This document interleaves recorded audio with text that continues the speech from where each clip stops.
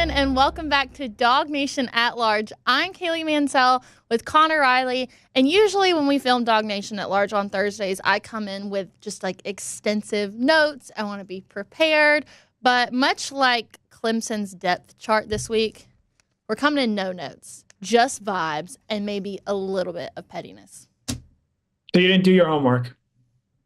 No, I'm lying. I could not do it. There you go. There you go. I just didn't, Look at that. I felt guilty showing it, though, because it's purple. It was the only pen I had in my book bag today, and it felt like crossing enemy lines. Are you like 8? Do you have that like pen that has like 8 different colors on it instead of, just going to a store and getting real pens, black or blue? No, but if anybody happens to see one, please let me know because I would love one. Anyway, somebody told me to tell a friend that college football is back, and here I am telling my friend, Connor Riley, that college football is back here on DawgNation at Large. It's the show for the new breed of Georgia Bulldog fan. This is DawgNation at Large with DawgNation insiders Connor Riley and Kaylee Mansell. All right, DawgNation, this is DawgNation at Large, and I am ecstatic for this week because now it's getting to that point where you got to put your money where your mouth is time, because all the things we've been talking about this offseason, all the points we've made, all of our hot takes and predictions here in the next few weeks, we're going to see who was right just about everything, and I'm so ready for it. Here's what we've got in store for you on today's episode of DawgNation at Large.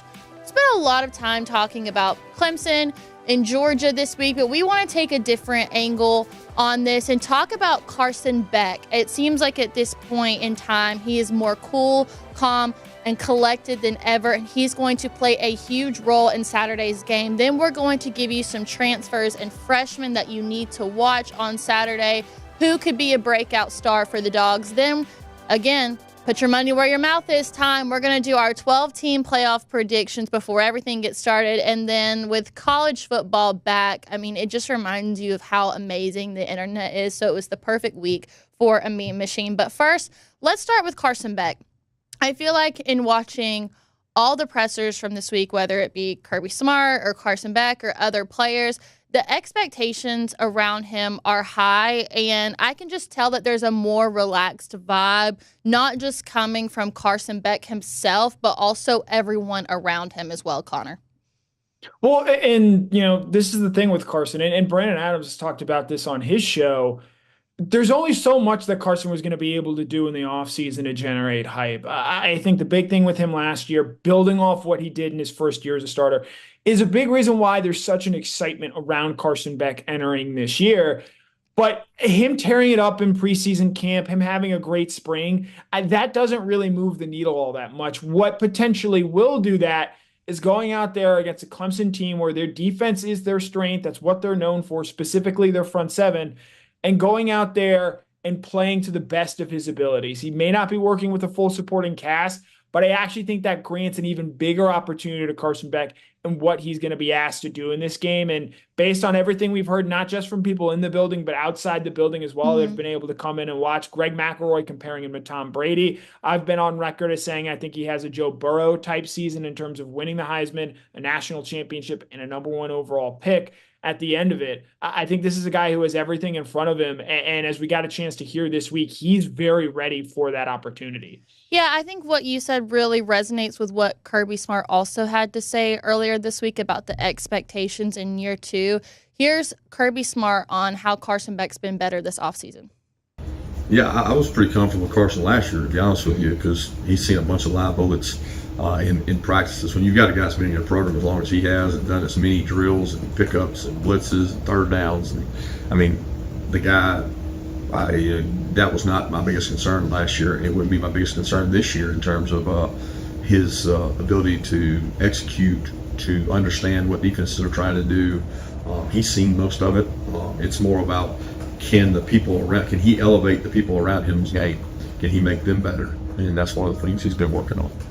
I feel like as a coach, especially in this era of college football, there's nothing more that you could ask for than a quarterback who Number one is a second-year starter. And number two has been in this program for 5 years. This game is not UT Martin. This is not Carson Beck's first start where we're just hoping that he can go out there and play a full game. This is an opponent in which, with someone who is as comfortable as Carson Beck is right now, I really feel like he's embracing this idea of having such a well-known competitive program like Clemson. Right. You look around the country and there are so many programs that are either starting transfers or first-time starting quarterbacks. This is a rare, I think, exception when it comes to Georgia and Clemson, because you do have multi-year guys, Cade Klubnik in his third year, and as you mentioned, Carson Beck in his fifth, both back for their second full seasons as a starter. And yet, even with having sort of similar backgrounds there, I think the big difference in this game going into it is Carson's just advantages over Cade Klubnik and what he's going to be able to do and what he's going to bring to the table. The difference there, I think, is the biggest reason why this spread is so large, 13.5 points. Mm-hmm. And if everything else is equal and Carson Beck plays to his ability and Cade Klubnik plays to what he showed a season ago, obviously he has the ability to build off of that. But if Carson is Carson and Cade is Cade, that's a huge advantage for Georgia, and I think it's the biggest reason why they're ultimately going to win on Saturday. There was another point that Kirby Smart brought up that I really liked, and that was that in year two as a starter, you have to make everyone else around you better. You're not so much focusing on the fundamentals anymore like you were in year one, but you have to make everyone else rise to meet you at the level that you're at. We spent so much time this offseason talking about who becomes the go-to guy. You have some guys returning. You also bring in some guys from the transfer portal, and I'm finally excited to see what Carson Beck is going to do to make those players better and get them the reads and the passes that they need to compete at the highest level on the offense on Saturday. And so, again, you hear that in a common phrase, right? Carson's going to be the tide that rises all boats. If Dominic Lovett has a big year, if Dylan Bell has a big year, if Trevor Etienne, depending on whether or not we see him on Saturday, goes on to have a big year, Carson Beck's going to be the biggest reason why, because he's going to attract so much attention, but also because he's going to consistently put those players in positions to succeed, whether it be in pre-checks, offense, motion there, things like that, or just getting them the ball in advantageous positions. Carson Beck is going to be the ship leader for Georgia this year, and there's a big reason why Georgia enters this season as the number one team in the country, and Carson Beck is that reason. Yeah, I do feel like there is a big team mindset for Carson this year, and I think that was evident in what he said earlier this week. Here's Carson Beck on coming back to Georgia. That's probably the main reason of me coming back, is coming back and finishing the job and winning that national championship. But I think the team is really excited, especially as we head into a true game week. It's been a while. Our last game was against Florida State, and honestly, for me, it seems like yesterday, but it also seems like so long ago. So I know the team's excited. I know I'm excited, especially as we really start to prep. I know that the sense of urgency has definitely been up. You go through fall camp, you really focus on you. You get out of camp, really start to hone in on your week one, which is Clemson for us. So I know none of the guys are super excited. I'm super excited as we prepare for this game week. For someone that shows very little emotion, look at that smile on his face, Connor. That smile does not say nervous. That smile says I'm ready to go out there and kick some, Wow. College football is making me so excited. No bleeps needed. But I guess we're working blue today. He's radiating composure and excitement to get out there, and I'm just glad to see that sort of emotion come out of him. And you hear Carson talk there.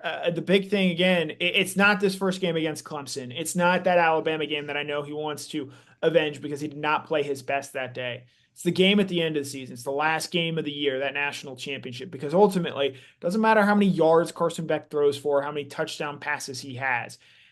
If he doesn't lift a national championship this year, in his own words, that will be an unsuccessful season. Now, he can go on to do a lot of great things, set himself up for a great future. But as you heard him say there, he came back to win a national championship. I believe that there is enough talent around him at Georgia for that to be in the cards. But if Georgia's going to win a national championship this year, it's going to be reliant on Carson Beck in a way it never was or never wanted to be under Stetson Bennett and wasn't capable of being under Jake Fromm. This is the first time really, I think, in the Kirby Smart era where they're going to put a lot on the quarterback's shoulders to take them to a national title. And I believe Carson Beck has the talent and ability to do so. There's another point that he brought up there, and it's this sense of urgency. You go through fall camp, you make the connections with everyone, but now you're at the point where you have to prep. And prep for week 1 is a lot more difficult just because, especially for Clemson, they didn't play a week 0 game. There's no current film to watch on them. You can only go based off of what you saw last year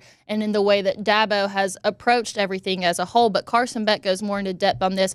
Here is Carson Beck on preparing for Clemson. Yeah, from what I've been able to see, watching some of their games from last year and some cut-ups, is, they're going to play you straight up. They want to play man-to-man. And, pressure you. They want to force the hand of the quarterback, maybe get an extra guy in the box, say, okay, like, you're not going to run the ball, like, you're going to have to throw the ball. So, how do we, manage different schemes to where we're still able to run, maybe play action pass, different pass schemes, how can we get different matchups on different guys. So no, but they're a very talented team. They got some young guys that are gonna have some playing time for them and get in there. But they're gonna challenge you, and they're gonna be up in your face, and I'm excited for that. I think what he says here in talking about the preparation kind of ties back to what we heard from Kirby Smart in that first clip about elevating those around you. When you've put in the prep work and you've watched as much film and studies as you have, or studied as much as you can, which I'm assuming Carson Beck has, then you're able to make real-time game decisions and play to the strengths of your receivers, and I think that's where prep comes into play here. Yeah, and this is a Clemson defense that returns a good bit in that front seven there. That's going to be the strength of this team. Peter Woods on the defensive line, TJ Parker, Barrett Carter might be one of the best linebackers in the country. And so Carson's going to know that going into this game that, hey, that's what we have to dominate and do the best against. Georgia has one of the best offensive lines in the country, and I think that's going to help neutralize that Clemson defensive front as much as possible. But with Georgia's running back room being in question entering this game, no Rod Robinson as he had toe surgery this week. Trevor Etienne, as we sit here and record this on Thursday, I do not anticipate him playing on Saturday. That's going to put more on the plate of Carson Beck, specifically his arm. And the big thing for me in this game is Georgia was exceptional last year on third down. I believe top 5 in the country, may have even been number 1 at a brief point there. They're probably due for some regression in that regard. So how does Georgia go about getting out of those third and long situations, keeping it third and manageable, and keeping it in a spot where they don't have to convert multiple 3rd and 8, 3rd and 9s to keep drives going? I think a big thing there will be creating more explosive plays. Having a guy like Nate Frazier in the running back room helps that there. I think Dominic Lovett is going to be unleashed in a way he wasn't a season ago. And much of that also falls on Carson, keeping this offense in rhythm, keeping them on forward momentum, and making sure that Clemson doesn't face too many obvious pass rushing situations, because that's where guys like Peter Woods or Barrett Carter are really going to do their most damage. Yeah, I agree with some things that you said. Number one, I do think that one of the key position battles that we're going to see is going to be the Clemson linebackers and the Georgia running backs, even though we're not entirely sure what that's going to look like on Saturday. But I'm not so much worried about that, because considering that is Clemson's strength, and we know Carson is more of a pass first and a guy who's going to scramble, I actually think that this works in Carson's favor and plays to his strengths. Right. They're going to try and spread Clemson out and mitigate those inside linebackers and what they're going to be able to do to the best of their abilities. Barrett Carter, obviously phenomenal talent. I would expect to see some Sammy Brown in this game as well, a 5-star freshman from Jefferson, Georgia, a guy Georgia recruited and wanted in the 2024 recruiting cycle. They know that up the middle, the spine of that defense is where Clemson has an advantage. So look for guys like Arian Smith, Dominic Lovett to get on the outside, quick game, motion. That's something Georgia does very well, or at least they did it a year ago when Mike Bobo took over as the offensive coordinator there, continuing things from Todd Monken. And if they're able to do that and get to the edges on this Clemson defense, I think that's where they're a little bit weaker. They haven't recruited quite as well out there. They lose some players to the transfer portal. I think that's where Georgia is going to have to take advantage on the edges of the field, where Carson's really going to be able to show off his arm strength. Maybe a guy like Dylan Bell wins a few one-on-one matchups outside. as opposed to trying to take advantage of the middle of the field, something they did a lot a season ago when they had a guy like Brock Bowers, who will obviously not be playing in this game on Saturday. Okay, Connor, Rain Man, Riley, you're a numbers guy. Let me get some takes from you. We expect Carson to excel in this game and be the primary reason that UGA is going to have such a massive victory. What sort of numbers is he putting up? First of all, I can always appreciate being compared to a special needs person. I would say that, so for the over-under for Carson Beck, for his passing yards is 258.5 going into this game. I really like the over there, in large part because I don't know what we're getting out of the running back position. If I had to guess, I would say probably around the 320 range is where I would look for Carson. If he's in that range, I think you feel very comfortable about what Georgia's going to do in terms of winning the game there. I would also expect 2-3 passing touchdowns here. And again, with Roderick Robinson out, him being sort of the battering ram type running back, Kendall Milton, Dajan Edwards off to the NFL, you wonder what Georgia's going to be able to do down there on the goal line. They may have to throw the ball more than they certainly have in the past. And because of that, I think that might allow them to scheme up some early touchdowns for a guy like maybe, say, an Oscar Delp or Benjamin Jurasik, the Stanford transfer there, and get more opportunities in the red zone for passing touchdowns for Carson in that regard. So in just a minute, we're going to give you our freshmen and transfers that you need to know, including Benjamin Jurasik. I'll go ahead and help you out on that one, Connor. But first, we want to remind you that we are so excited to have Zagoria Law Firm here as a partner on DawgNation and DawgNation at large. One thing that we love about Zagoria Law Firm is that they are the only law firm in the state that specializes in representing people bitten by dogs. That's right. They are the official dog bite injury lawyers of the Georgia Bulldogs. They literally wrote the book on how to win these cases. So if you or a loved one has been hurt by someone else's dog, please give them a call at 833-GA-DOG-BITE. That's DOG-BITE. And check out their website at ZagoriaLaw.com. Again, that's ZagoriaLaw.com. All right. We've got some new faces, same faces, going to be in new places. These are our transfers and our freshmen that you need to know. We could have gone so many ways with this, but we narrowed it down to 2 per category. Let's start with the transfers first. The transfer that we would probably be talking about in this instance, still unclear on whether he's going to play or not, so we're going to take him out of the equation for now, but still manifesting that maybe we'll see him out there. Not sure, but let's start with this one. Colby Young. Not going to get the start, but most definitely will be in the rotation. I feel like there was so much hype around him during the spring, and he backed that up during the G-Day game. And so I think this is someone that we're going to see get heavy into the rotation and make some plays on Saturday in Mercedes-Benz Stadium. Yeah, Colby Young didn't have the greatest of fall camps, was dealing with a hamstring injury for much of it, but it sounds like he's close to 100% entering this Clemson game here. And I think if you're looking for him to make an impact, we touched on it earlier, in the red zone. He's going to use that 6'3" listed frame, but it's probably closer to 6'5", to go up there and make some contested catches. I think you can probably look for him as a third down target as well, given what we saw on G-Day there. I think Dylan Bell is going to be your starting X, and we saw at the end of last season, he and Carson really developed a strong chemistry. But on third down, those money downs where you can turn 3-point drives into 7-point drives, I think Colby Young is going to have to be a factor for Georgia in this game. Also, I said earlier there could be some pettiness on this show, and this might just be the pettiness that I have in my heart, but I would love to see a Colby Young touchdown to mock Clemson for not taking any transfers. But that's just me. I mean, and on the transfer subjects, I've written about this. Like, they did try and grab some players from the transfer portal. My understanding is on the offensive line there was one of the areas of concern. But to your point, they did not. They are the only Power 4 program that did not bring in a single transfer this offseason. That is not an anomaly when it comes to Clemson. I believe over the last 4 years, they've only taken 2, and both of those were quarterbacks, one of which Hunter Johnson previously transferred away from Clemson.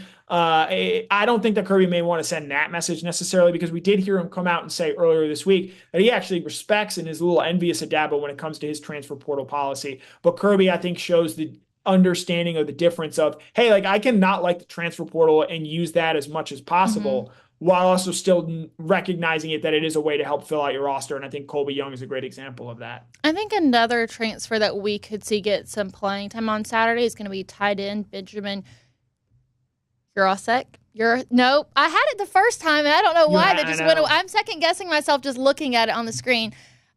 Listen, Jurasik. There we go. I'm going to have to say that in the mirror 100 times. Look, it's a loaded tight end room. You've got Oscar Delp, you've got Lawson Lucky, but I think with Brock Bowers out of the picture, Georgia's offense is going to be looking to try some different combinations of having different tight ends out there. I think my question to you, Connor, is what specific role does he play in Saturday's game? Yeah, I think with Georgia maybe not being as deep at wide receiver, obviously with the Ra Thomas dismissal, maybe they lean a little bit more on their tight ends in this game. Look, they love Oscar Delp. By all accounts, Oscar Delp had a standout fall practice. I expect him to be Georgia's tight end one, and I would expect come the end of the season, he's the guy that probably leads this tight end room in receptions and yards. So where does Benjamin Urasek fit in there? You know, he and Lawson Lucky do have a very similar skill set. Mm-hmm. And so I think those are going to be the guys that, again, I'm not comparing him to Brock Bowers in any way. Look, anyone who watches this show knows that I believe Brock Bowers is the best football player to ever play at the University of Georgia. Period. That's an unfair comparison to make to someone who just came in from Stanford. And so Urasek and Lucky are going to be guys that Georgia moves around, that tries to get quick passes to in the screen game. Think of all the different ways that Georgia used Brock Bowers a year ago, certainly over the course of his Georgia career. Led Georgia in receptions in his first career game against Clemson back in 2021.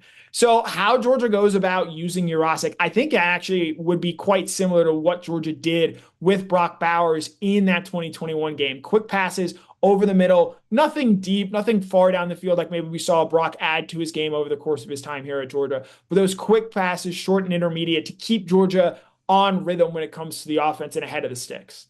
So let's talk about the freshies. I'm stoked.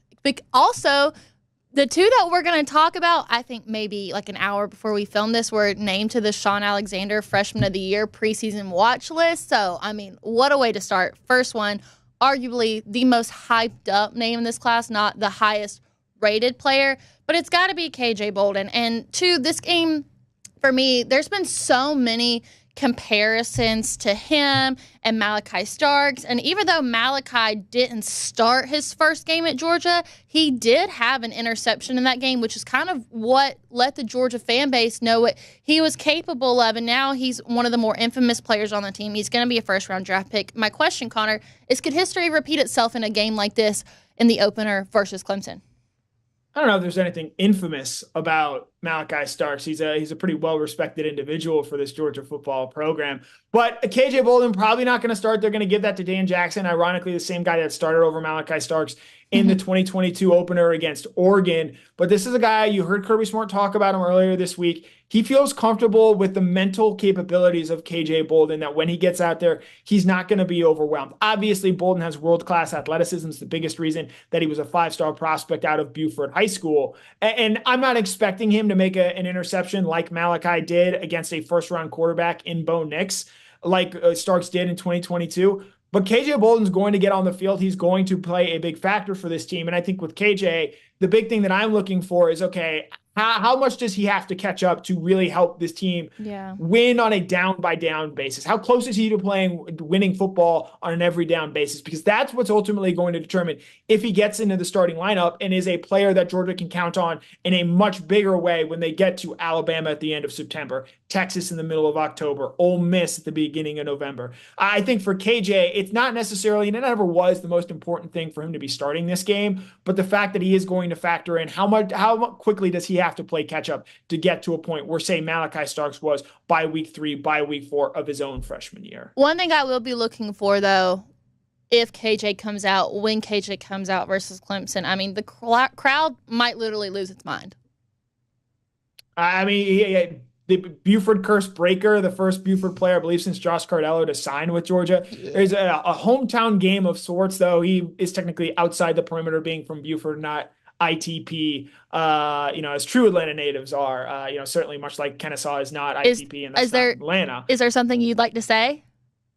No, I was just establishing Atlanta geography and what constitutes as Atlanta and what does not. But it's a big game for KJ Bolden, and I know there are a lot of people interested in seeing how he goes about making the transition from a high school phenom at Buford to a, contributing player at the University of Georgia as a true freshman.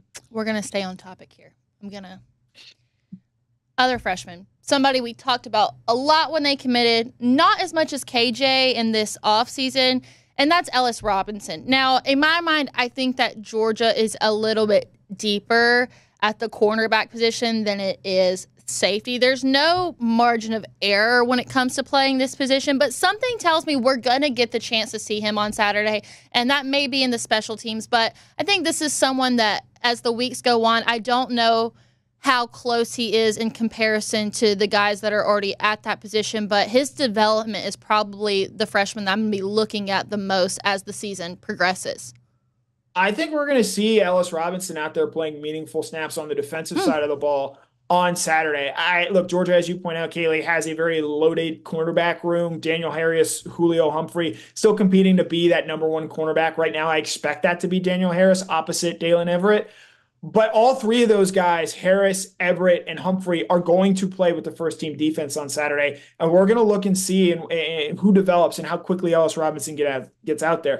He was Georgia's top-rated signee. He's the consensus number one cornerback in the country. Really, the last time you probably saw a cornerback come in with this kind of hype was Derek Stingley in the 2019 season. And he went on to be the SEC Defensive Player of the Year that year. I'm not saying that's what Ellis Robinson is going to be because, as you point out, Kaylee, Georgia is a little bit deeper at that cornerback room, and he may not step in and start from day one. But he's a guy who absolutely has the ability and the belief in this coaching staff to go out there and make plays at a very difficult position in cornerback. And it is interesting to me, at least, that when Kirby was asked this week about the potential positions where you can play as a true freshman, cornerback was one that he brought up. So in just a moment, we're going to do our 12-team playoff predictions. We haven't done that this year. I think it's time for one of those. But first, this is DawgNation at Large. Here at DawgNation, we know there is nothing better than Georgia's first game, especially when it's an opponent like Clemson. But as someone who's lived in Atlanta for the last 6 years, I know that getting to Atlanta could be a hassle. Whether it's hotel, parking, or traffic, it's a pain, and that's the last thing we want you to worry about for the opener. So DawgNation is here to help, along with our partners at Discover Dunwoody. If you've got tickets to the game, Discover Dunwoody will take care of everything else. Their VIP package includes one night at the Hyatt Place Perimeter, luxury round-trip transportation to the DawgNation tailgate, and a one-of-a-kind swag bag that includes an exclusive DawgNation Invasion t-shirt. So let Discover Dunwoody get you to the big game and back in style. For a stress-free weekend, you can register at atlsportstrips.com. Again, that's atlsportstrips.com. All right, Connor, the hair is up. We're not playing games around here anymore. It's time. Let's take a look at our 12-team playoff predictions. I have not looked at yours. I don't know what that's going to look like. I want to see yours first because I'm dying to know. So you didn't read the email in which I sent this earlier? Well, I saw that it was at the bottom, so I kind of just put my hand up. Sure. All right, so number one, I have Georgia. He has no faith in me. There are a lot of people out there that are saying that Georgia's going to find a way to lose a game, to say Texas, as my colleague here does. Some have said Ole Miss, Alabama potentially.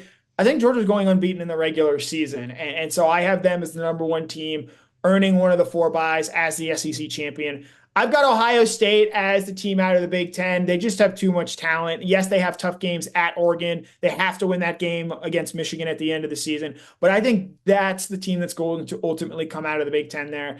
Little bit of surprise here. I have Virginia Tech as the ACC champion. I've been high on them before. And what I saw out of Florida State last week, I think is something where I just have too many concerns about what they're going to be offensively with DJ Uiagalelei as the quarterback there. I love what Kyron Drones is going to be able to do for this team. They bring back a lot of talent. And in an ACC that I have a lot of questions about, we're going to see some of those on display with Clemson on Saturday. I've got Virginia Tech coming out of the ACC. And then out of the Big 12, I've got Kansas State. I love the quarterback Avery Johnson. I like what that program is building. They've won the Big 12 as recently as 2 years ago in 2022 when TCU actually went on to appear in the national championship game. So I like the talent there. And then the at-large teams, I've got Ole Miss, I've got Alabama, I've got Notre Dame, I've got Texas, I've got Oregon, Michigan. I've got Oklahoma State sneaking in there. You could tell me Clemson gets in there as well. Those are the 2 teams that I was sort of waffling back and forth with. And as my group of 5 representative here, I've got the Memphis Tigers. Oh, I like that, picking Memphis as your group of 5 team. I like that. All right. That's the only pick you like? Yes. That's Okay. exactly what I meant by saying that. All right.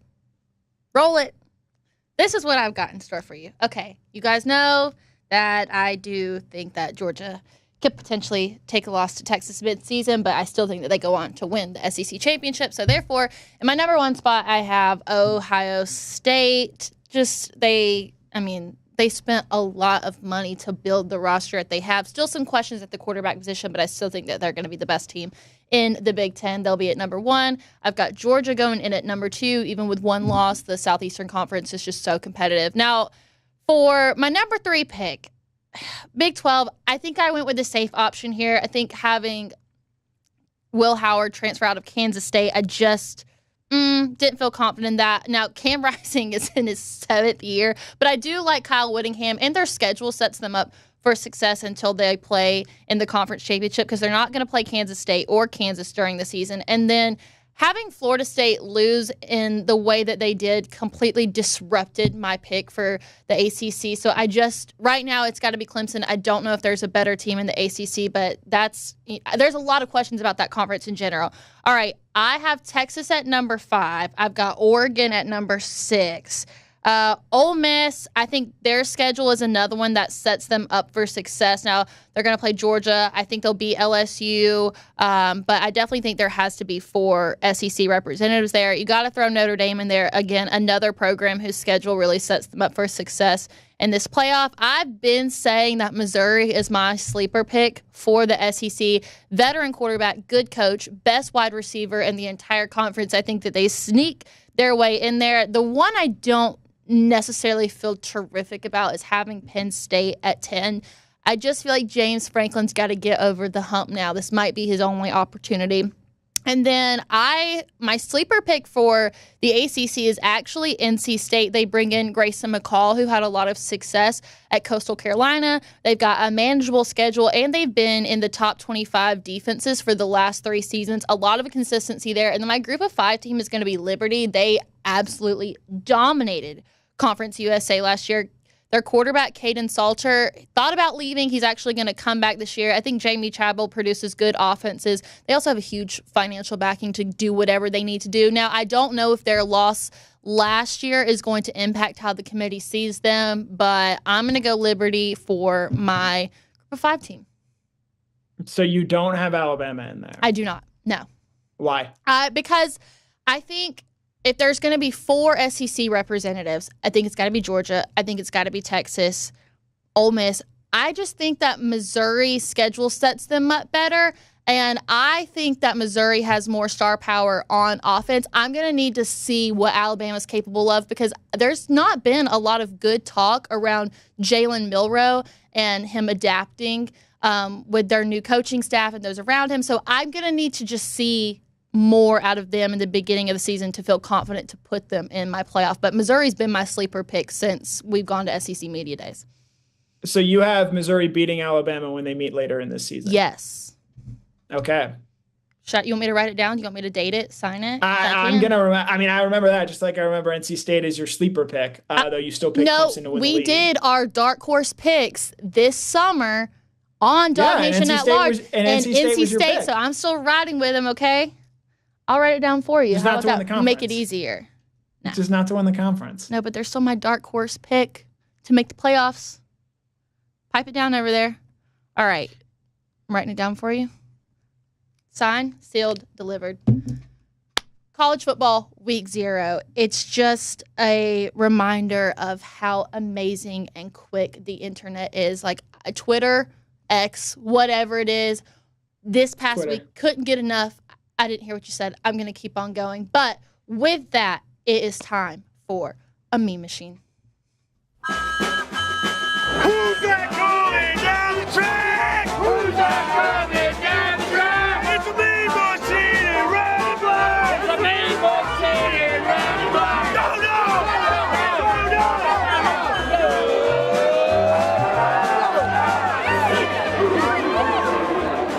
I mean, I truly don't know if there was ever a more perfect time for this segment to come out. And we couldn't do it just by ourselves. Of course, we have to do it with our producer extraordinaire, Cody Chaffins. All right. I'm ready. Oh, I got to get myself on TV. Yeah, we need to see your face. Hello. Hello. I'm ready. Let's do it. Let's do some memes. Let's run it. I'll go first, and then Okay. we'll have Cody go, and then we'll have Connor go, and we'll flip back around. We've each got 2 to show you. Here's my first one. I'm in a pick'ems this year, and I did pick Florida State to win, but I suddenly started caring less when they started losing to Georgia Tech. I was actually ecstatic. Now, Connor may say that I am in Georgia Tech colors and supporting them in my yellow fashion today, but I'm happy to see another competitive team here in the state of Georgia. That is until we play each other at the end of the season, but I was hyped for the Yellow Jackets, I'm not going to lie. So this is my first meme machine pick. Cody, what you got? Well, what is that? Was that lady? She's chopping? She's dapping him up, you know? No, she was trying to give Luka Doncic a dap after cussing him out. It I was needed a to quick see 180. the video there. So, Yeah. All right, here's I went more Georgia-centric with my picks. So, first one, this is 3 out of 4 UGA fanatics said Branson Robinson, Nate Frazier, and Cash Jones. Anytime I can get Cash Jones on the show, which this is the week, right? Oh, yeah. This Saturday, and this is, you remember Clemson 2014, you had freshmen out there. Nick Chubb just went off in that second half. But you had Chubb, Gurley, and Michelle. So is that Branson, Nate, and Cash Money? I could see it, right? Right? Hey, we got 2 days till payday. Let's go. Can't wait. Connor, what you got?